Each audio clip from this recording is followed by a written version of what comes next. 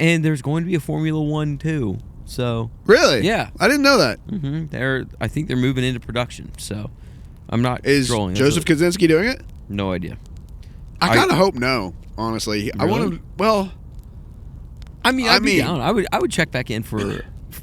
It won't be called F2, but I'll check back in for F2, F12. F12.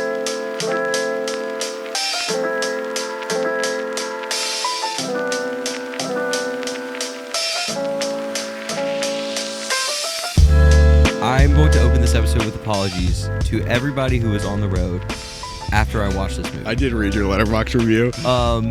Because, man, this movie makes you think that you could probably go a little faster on the highway. Oh, I could cut this turn a little bit and go 0.4 seconds faster, you know? I've driven a lot today, and I was literally thinking that most of the day. You think about how close you are to the lines. If I go over the line on this curve, I will shave off 0.001 on this turn. So yeah, I'm very sorry. Also to my fiance, who she wasn't with me in the car, but she probably hates that I drove recklessly after watching this movie. So sorry, babe.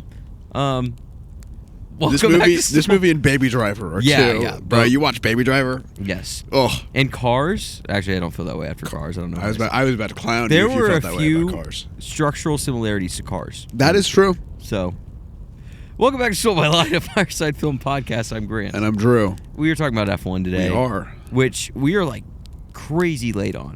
Yeah, like mega late. So when we started this podcast, F1 had just come out, and we were like, should we review this? Yeah. And I think I was out of town or something, and we were just like, nah, we should have reviewed it, but we're doing it now, like 8 months later or whatever. So because it got nominated for Best Picture, though, we probably would not have ended up reviewing it had it not gotten nominated for Best Picture. But this is our Best Picture catch-up series. And Drew, what did you think of F1? Look, I think production value is like wildly through the roof. Yeah. Like honestly, on par with like a Sinners. Is Sinners your gold standard for production value? Of the year. Oh, of the year. Of the year. Okay. Yeah. Sure, I'll buy that. But I think the script and the story was, I don't want to say predictable, but like kind of only serviceable. Yeah, like it was fine. Yeah. But I think Joseph Kosinski, who directed this movie, is very good at making an enhanced blockbuster. I think he's just great at action in cinema. Yeah, I agree. Motion and action and getting you locked into an action moment. He's great at that. Like, I honestly, gosh, I might like just oust myself right now because I don't know what else he's directed besides Top Gun Maverick. Oblivion? I haven't seen Oblivion. I know nothing about Oblivion. That's the only one I can think of. I was just going to say, I would love to see him direct. Oh, he did Tron. Okay. Yeah.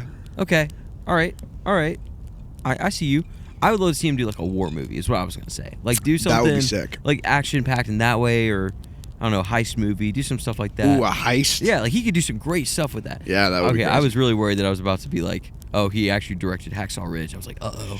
That would have. I don't think he did. No, Mel Gibson did Hacksaw Ridge, right? Yeah. So I don't know. This is a great movie for action blockbuster junkies. I would say it's like probably the gold standard right now of like if you want to go see a really good action movie, whatever Joseph Kosinski is making is great. Yeah, I agree. And that's kind of the extent. For me, I think the story, like you said, just wasn't very engaging. So I kind of just turned my brain off in all the dialogue moments and then turned it all the frick on when they were in the cars. Yeah.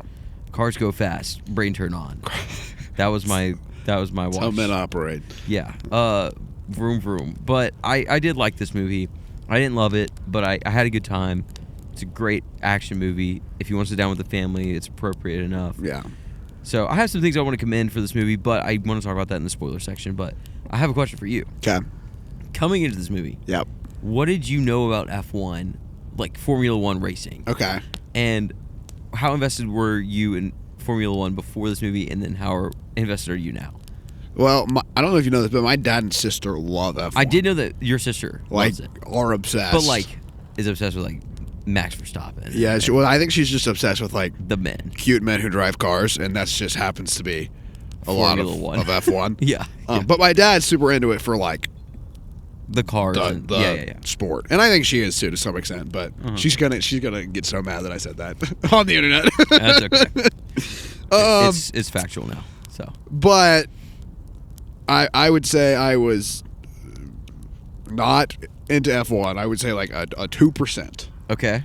I would say I may be at like a 4. Okay, that's growth. Right. This movie made you think about getting invested 2% more. But like, yeah. What about you?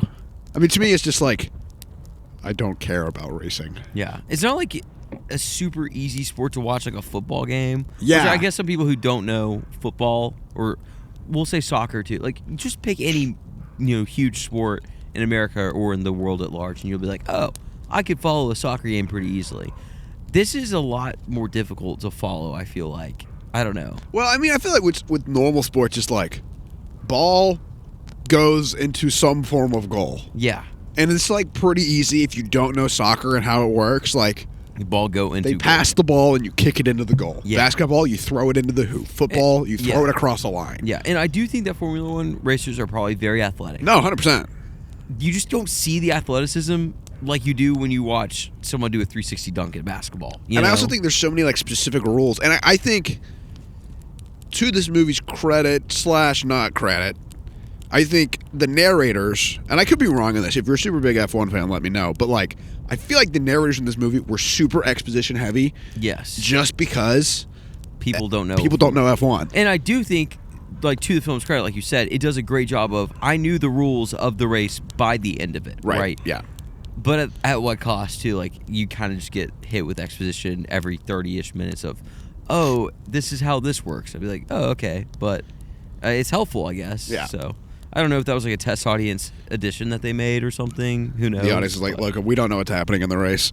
Yeah. They're like, oh, wait, that's a problem. Yeah. I mean, but I do think that the action was very easy to follow. Like, there's still a lot of great filmmaking that teaches you the language of Formula One. And it's probably a good entry point for someone who doesn't know Formula One. Yeah, I agree.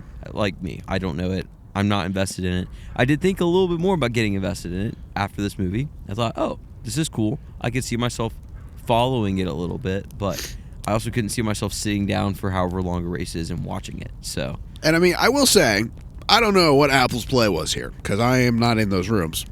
But Apple is now the premier platform of F1. Yeah.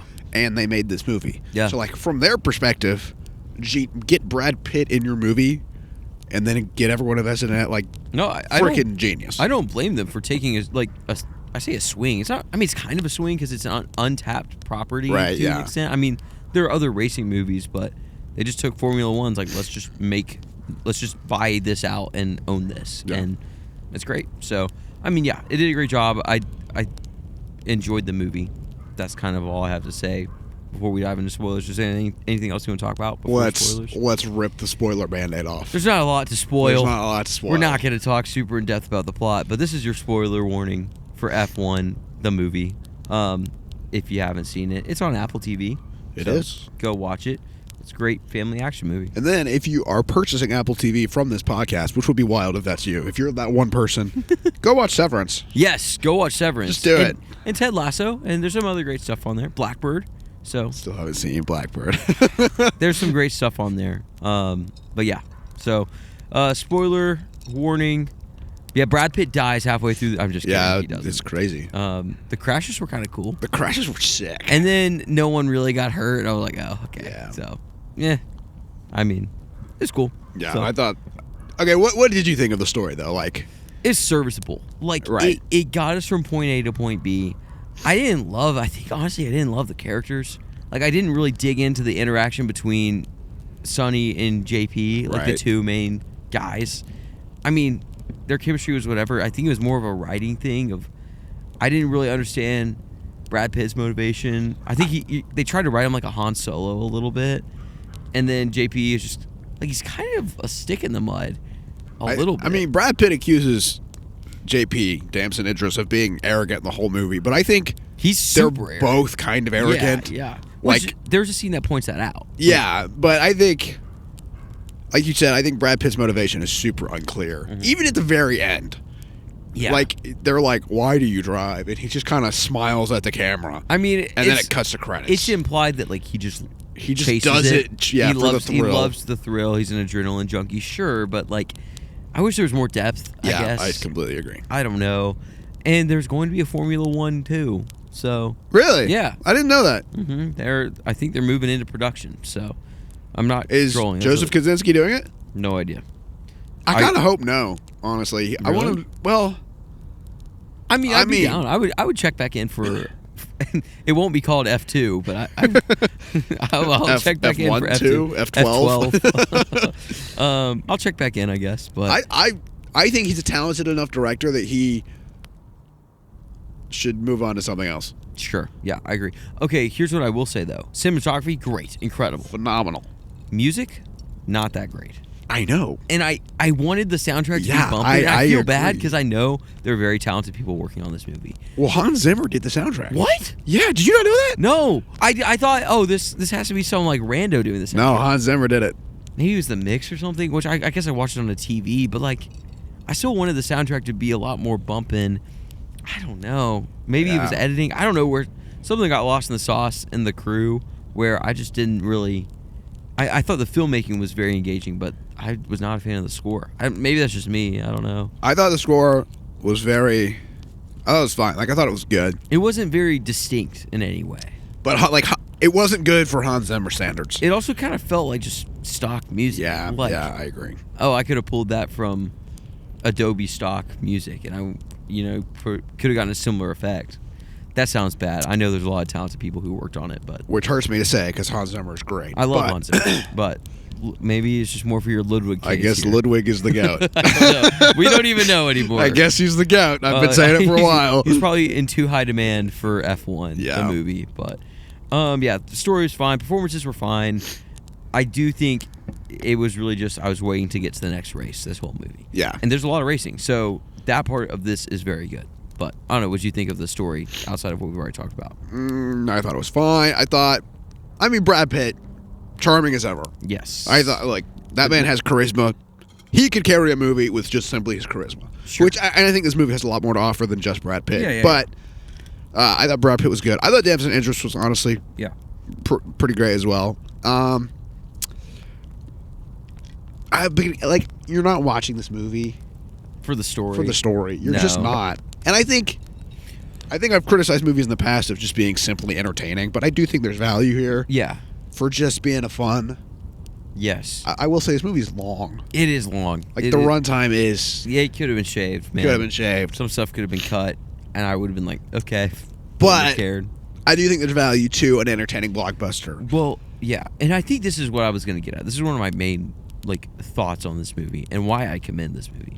Because this movie doesn't really, keep any of its cards close to the chest. Like, this is an action movie, and we have a normal story. We are not pushing an agenda besides go watch Formula One. Right, yeah. And I'm like, you know what? I'm here for it. And I think that's kind of part of the reason why Top Gun Maverick was very popular as well, is because it's just a movie about planes. That had a better story. And I want to talk about Top Gun Maverick in a minute. But, it's a very well-made movie about planes. Right, yeah. And anybody can go enjoy this movie about planes. And you don't have to leave it feeling like, oh, it's pushing this political agenda, or, I don't know. Not every movie's doing that, but it wasn't trying to do anything deep. And I think you can make a very good movie that's not trying to be deep, and it can be very good. Yeah, I agree. Yeah, I felt that way about this movie. I commend it for that. And then the rest of the story stuff, I'm like, yeah, it's all right. So, what else do you want to talk about? We should talk about the cinematography because yes, go for it. I honestly think this movie should have been nominated for Best Cinematography. I would agree. For the Oscars. Who did it lose out to? It lost out to... Frankenstein. Okay. Begonia, I think. Oh, gosh. Let me You should look it up. I think it's One Battle Sinners, Frankenstein, Begonia, and Train Dreams? Is that the... Shirley Hamden got nominated. No, remember, Hamden didn't get nominated and you crashed out. Did it not? Yes. I'm going to crash out again. What in the frick? That's insane. Hamden didn't get nominated for Best Cinematography. Best Cinematography. That's unbelievable. I think F1 and Hamden should have got nominated. And Train Dreams. You're going to have to keep podcasting because it's taking... Why is it so hard to find who got nominated? All right, here is why I think the cinematography is incredible. I think they invented cameras for this movie. Really? Yeah. You're teaching me stuff. I didn't do any research. I just watched it. Invented cameras, like the swivel cam on the car. Okay. Completely invented for this movie. I thought that those shots were sick. Sick. So dope. Quick interjection. It's not Begonia. It's Marty Supreme. Okay, So read off the 5. Frankenstein, Marty Supreme, One Battle, Sinners, Train Dreams, which are all great. That's low-key wild. Hamnet, and I'm sticking to my guns. And F1. Yeah.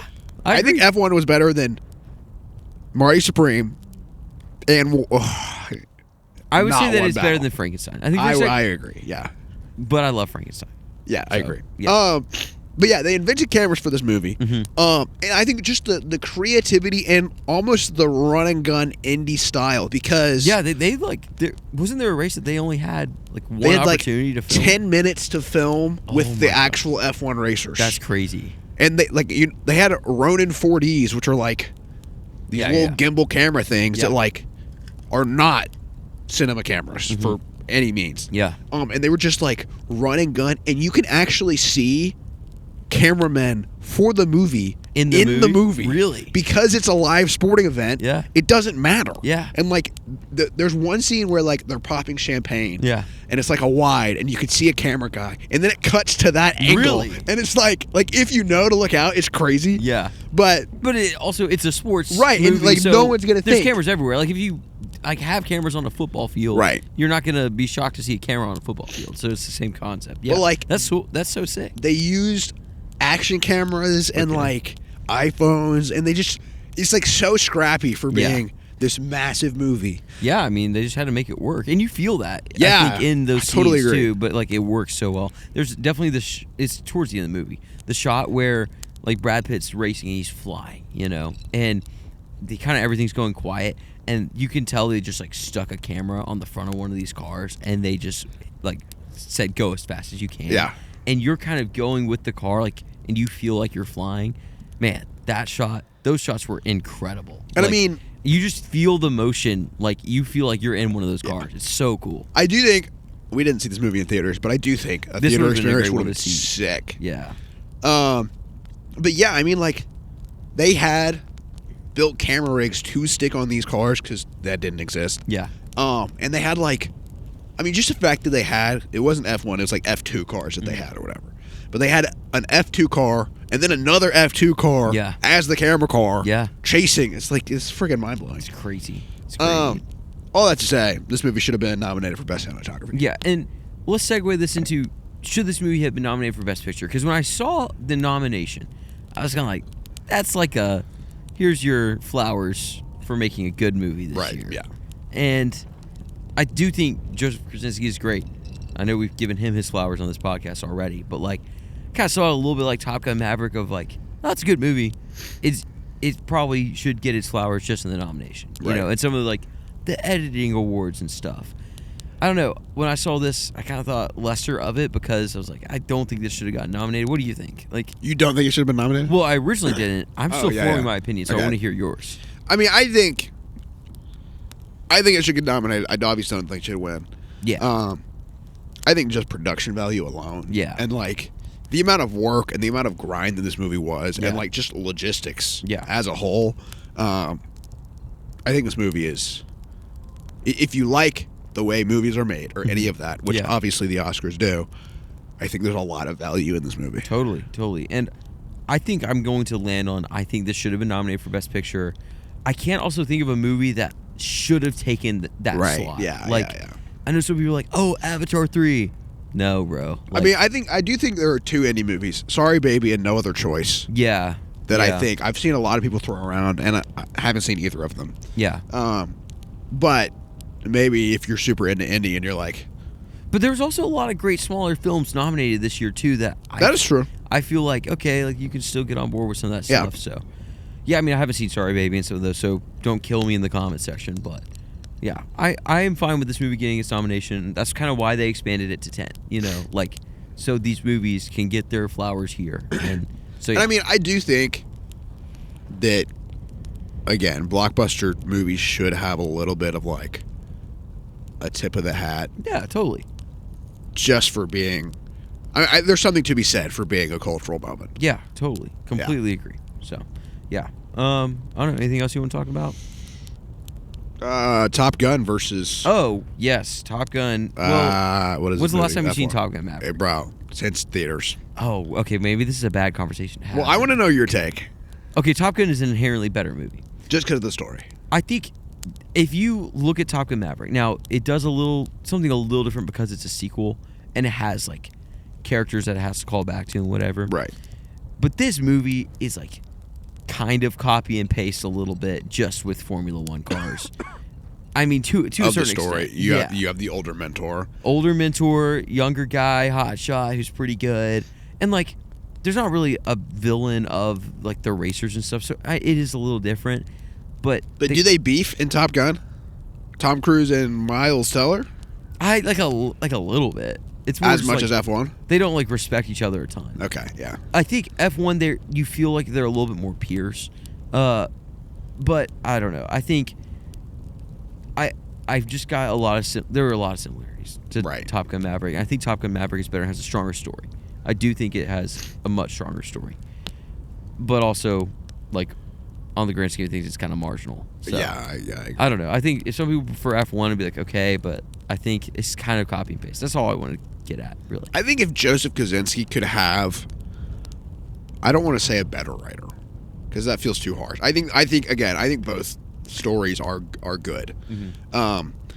But I think if he could have, because like I know he helped with the story on F1. He didn't write the screenplay, but like he definitely had some creative liberty.